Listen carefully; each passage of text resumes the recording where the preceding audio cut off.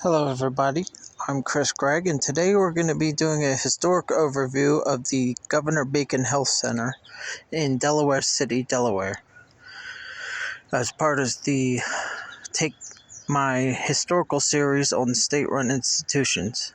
So prior to its use as Governor Bacon Health Center, the site where the health center was eventually built and placed was known as Fort DuPont. Fort DuPont was one of the coastal defense forts during the 1800s and was used as such right up until World War I. During the Second World War, it was used as a prisoner of war camp where German POWs were kept until the end of the war.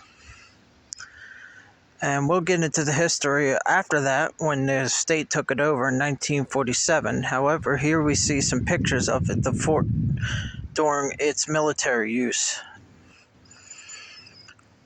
And you can see the several buildings here during its time as a military base. As you can see here, the German POWs that were kept here during World War II were treated fairly well.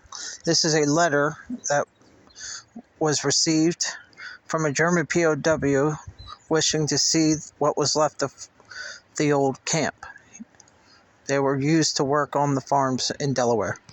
So now that we're starting to get into the history of the institution, we have to discuss two important people, including this gentleman here. His name was Walter Bacon, and he was the governor of Delaware during the Second World War. He was one of the instrumental people in getting the federal government to give the surplus land back to Delaware for a symbolic price of $1. And because of this, the institution was named in his honor. The second gentleman here is a man by the name of Dr. Mesrop A. Turumiez.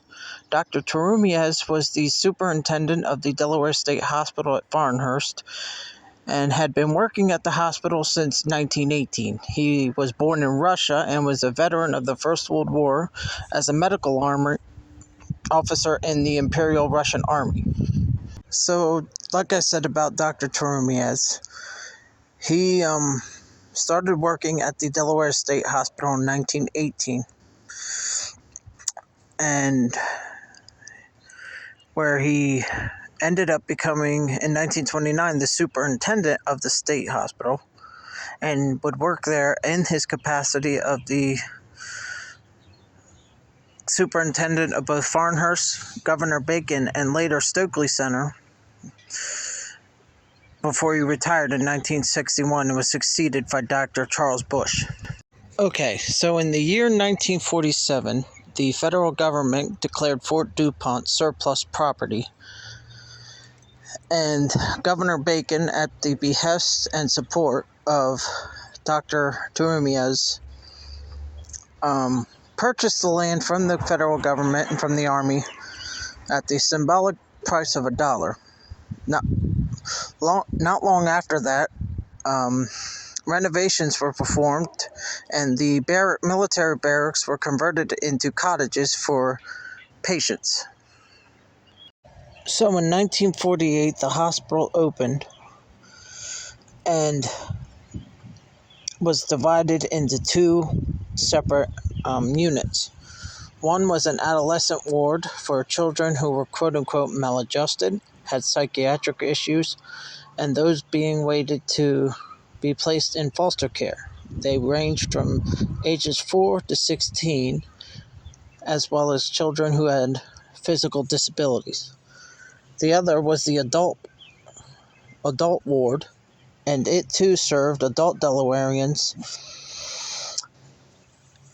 with physical and cognitive disabilities. The children's ward, known as the Children's Village, would eventually be closed in 1984. However, the adult ward would continue operation. Okay, after the Children's Village shut down in 1984, the facility continued to house adults with cognitive and physical impairments until 2020.